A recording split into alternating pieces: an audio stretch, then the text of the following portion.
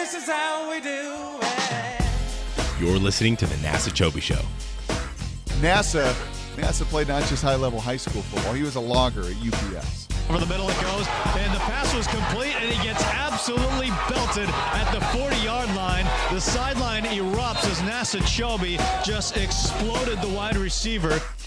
Did Nasser say things like, I'm sending you to outer space? And as he got his momentum going, was chopped down. Nice tackle there from Nasser Kyobe. Go Hawks. How's it going, everybody? You're listening to a Christmas edition of the Nasser Kyobe Show. Thanks, everybody, for stopping by. Just a reminder, you can catch all my podcasts on YouTube under the Nasser Kyobe Show. Well, what a miserable weekend it was if you're a Washington football fan. Oh, my goodness. Well, I'm still trying to react to what, wrap my mind around what just happened to us on Sunday. Unbelievable. Seahawks lose 17-10 to the Arizona Cardinals at the CenturyLink. Yep, I said it, at CenturyLink. Something we're not used to happening, out here in Seattle. Last time we lost at CenturyLink was against the Niners in 2011. Unfortunately, I've been to both of those games, so I guess I'm a bad luck charm, which isn't totally true because I've been to a bunch of wins, but oh my goodness, awful. Well, there it was, guys. That was our first clunker, and thank God we got it out of our system. Thank God, because that was the worst I've seen these guys play in a very long time. And, I was fortunate enough, my family came back into town. I got to go to the Seahawks game this Sunday, and I was amongst the 12th man screaming, losing my voice. I don't think I've fully recovered since then, but my God, what a disheartening loss at home. And it's unfortunate because we've built up this bravado. I don't even know if that's the right word, but we built up this swagger, this feeling of invincibility when we're at the clink. Like, we can't lose. And that's what we've been saying all year. Home field runs through the Seahawks. If you want to get to the Super Bowl, you're coming through CenturyLink, and people don't win up here. We won 8 games last year. We're 8-0 at home. We were 6-0 at home coming into this last game. And for the Cardinals to come in here and beat us at home, it's a little troubling because the effect that I think that has on the rest of the league. Because it's one of those things where I feel like teams have come up here and they've gotten down, and it's kind of like it's daunting. 12 man, people are yelling, it's loud, you can't hear your signals, your false start, and you're jumping off sides. And once you kind of get in a hole, it's like you're in trouble. You're in big trouble. But now it's kind of, I think teams might have a little extra hope going into the clink. Like, if we get down, we might be able to, salvage this. And Doug Baldwin agrees with me. He kind of mentioned in his post-game conference how, we might not be just as invincible as we thought we were at the clink. It takes the invincible factor out of it. Any given Sunday, anything could happen. And like I said, we just missed so many opportunities here at our home stadium. We don't usually do that. No kidding. Good God, that was a game of missed opportunities. I mean, we were awful offensively. Defensively, we get 4 interceptions, and our offense scores 10 points. You can't win scoring 10 points in the National Football League. We looked awful. And Russell Wilson also talked about it, and he's like, you know what, we got to move on. We got to move on. Sometimes you just got to move on to the next one and just focus on what you can control. And the next thing we can control is this week, this week of preparation. It's a disappointing loss. We're going to need our fans just like every week. We're going to need our 12th man fans next week. Playing a great team in St. Louis. You got to give Arizona credit. They played a great football game. They've been playing really well lately.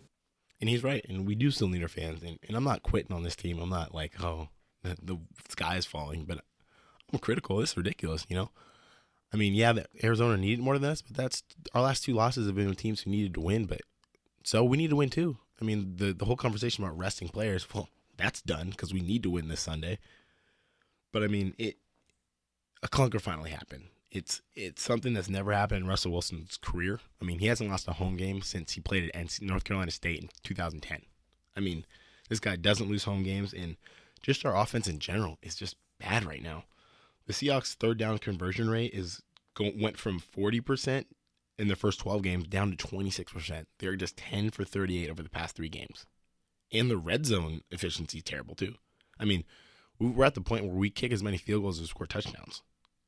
And the fact that Seattle scored 33 points the past 2 weeks despite getting 9 turnovers is inexcusable. Your defense setting you up. That's a softball. Go crush it. That's a fastball at 85 miles an hour down the middle of the plate. Let's go. It's brutal. But you know, that was something we got to bounce back from. Definitely something we got to bounce back from, and here's Russell Wilson talking about it. I know Earl Thomas. I know Richard Sherman. I know Cam Chancellor. I know Doug Baldwin, Golden Tate, those guys, Jermaine Kearse, Marshawn Lynch. Offensive line, defensive line will be ready to go. I think, you know, and it's true we do have to bounce back, but just looking at this box score, I mean, it's disgusting for a Seahawks team. I mean, this is definitely Russell's worst game I think he's played in the NFL. 11 for 27, only 108 yards, 1 touchdown, 1 pick. QB rating of 49.6. That's awful. Let's say it like it is. And I think there's a lot of things you can attribute to that. I mean, let's see here. We didn't block very well. I think he missed some throws. We gave up sacks, and we went 3 and out a bunch. I mean, there's 2 drives that really kill me. When you get 1st and 10 from the Arizona 11 and you only walk away at 3 points, like at home, you got to score. You got to get 6 instead of 3. You got to get touchdowns, especially at this point in the year in December. But the one that really irks me, I mean, fires me up, is the 1st and goal from Arizona 3. Are you kidding me? 1st and goal from the Arizona 3 and you don't score? You don't score any points? You get stopped the 1st, 2nd, 3rd down, and then Hauschka comes out, who's been automatic. I mean, Hauschka comes on the field, I'll go get a hot dog. That's 3 points. He comes out and misses a chip shot, 24-yard field goal. I mean, it does make me a little nervous because there's not a lot of confidence in our offense, how we're playing right now. And I know we're a good running team, but we gotta get open. And I'm not gonna kill the receiving core because they've been good all year. I think they've gotten a lot of unnecessary flack, but guys weren't getting open. There's no separation. You know, I mean, and I don't want to hear, well, we need Percy, blah, blah, this and that, which is kind of true. I mean, I think he definitely helped, but guys weren't getting open, and we just really weren't making plays. Doug Baldwin has been amazing for us this year, and when he gets his hands on the ball, he comes down with it. That guy can play, period. That guy can play. He doesn't make a couple catches, and we don't score, and it's troubling. But hey, here's the great thing about all this. The first clunker is out of the way. It's gone. Okay? It's great. I kind of like it that it happened at CenturyLink, even though, you know, it kind of gives hope to the rest of the league. It kind of wakes our guys up because we were sitting here talking 2 weeks ago or 3 weeks ago about sitting guys. Yeah, I don't think we're sitting anyone anymore because, for one, we need to win this game. Here's the thing. I'm going to cut and dry. We win the NFC West, we're the number 1 seed. Road goes to Seattle. You know, all roads hopefully lead to the Super Bowl. If we lose and the Niners win, we're not even having a home playoff game. We don't win the division. We're a 5 seed. Imagine that. This whole year we've been talking about the 1 seed like is locked up. And if we lose and the Niners win, we get the 5 seed and we're on the road, probably at Dallas, which is a winnable game. But no, we got to play at home. And it is what it is. I think we need to recover from it. I think when Pete has his Tell the Truth Monday, I think it hurt, and the guys were in there and we talked about it. I think we need to recover from it. I'm critical of the team, and I'm very upset, especially, you know, from the fan perspective. You pay a lot of money, and you just kind of, we've been spoiled to the point where we're at home. It's like inevitable, and I think guys felt that way too. So it's kind of good that we lost, and people realize, like, yeah, we're not invincible. Like, we got to show up when we're at home. But the other thing that happened was the call at the end of the game. Like, I'm not blaming the officials for why we lost, but that was the worst call I have ever seen in my entire life. Okay? Are you kidding me? Unless Doug Baldwin has a bionic elbow or it's made of rubber, there's no way that it hit his elbow and then shot up 25 feet in the air. Unbelievable. You see the black pellets going everywhere, and the fact that they reviewed it and they still got it wrong. They show the clip and they show it in the stadium, and we see it and everyone's like, oh, thank God. Like, it's so obvious. It's like, all right, let's go. You know, what are we doing 2nd down? And the fact that they come out and the call stood still, it makes no sense, especially because 2 of the officials called it incomplete. 2 of them did, but they were overruled by 1 guy. Do you think that should be a conference and we should kind of talk about it? I mean, it's inexplicable that they let something like that happen.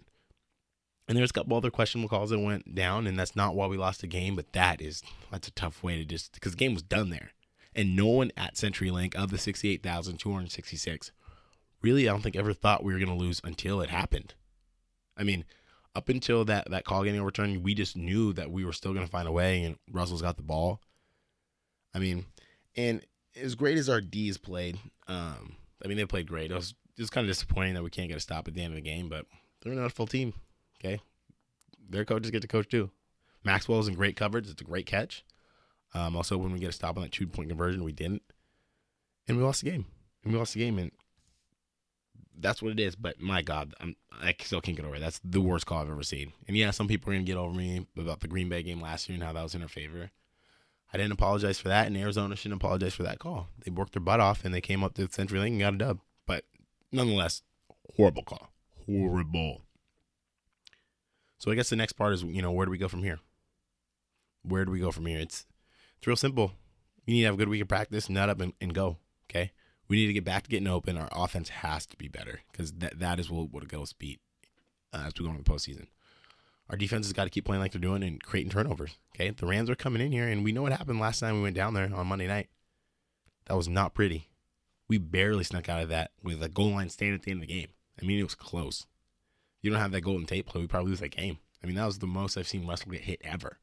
They got a stud defensive line over there, and Fisher's going to have his boys ready. I think, we're going to have more guys healthy. I mean, granted, we had a makeshift offensive line that was playing in that game, but it's going to be a game, and it's going to test us, and I'm ready for the challenge, okay? Because we go 13-3, and we win the game, we clinch the division, we're first round bye, and number 1 seed, and road goes through Seattle, and everything that we want is still in front of us. So it's cut and dry. We got to win. And I'm excited for this Sunday. I know everyone's excited. I think this is something we got to get done. And I'm not quitting on the team, obviously. I mean, that's a ridiculous thing to even say because we're 12-3. But it's one of those things where it's like, hey, we kind of got exposed a little bit. But at the end of the day, I'm confident that all roads still go through Seattle, and they're still the best team in football. I'm more than confident about that. There's Spock, so that means my show's coming to an end. It was a short holiday edition. Like I said, I got to get back to my day job, and that's running the board for Bob DeGrosse coming up on 710 ESPN. I want to thank them for providing all the sound for my show, as always. It was another great show. Final thoughts on the show today is, here's the thing. That was a disgusting game. I was embarrassed. It really hurt to see the guys lose at CenturyLink, and it kind of inspires the rest of the league. But, it's a wake-up call for our Hawks, and I know that we can bounce back and get it done. So we'll see what happens on Sunday. But until next time, thanks for tuning in, especially during the holiday season. I appreciate it. Just a reminder, all my podcasts on YouTube under the Nasser Kyobe Show. Until next time, guys.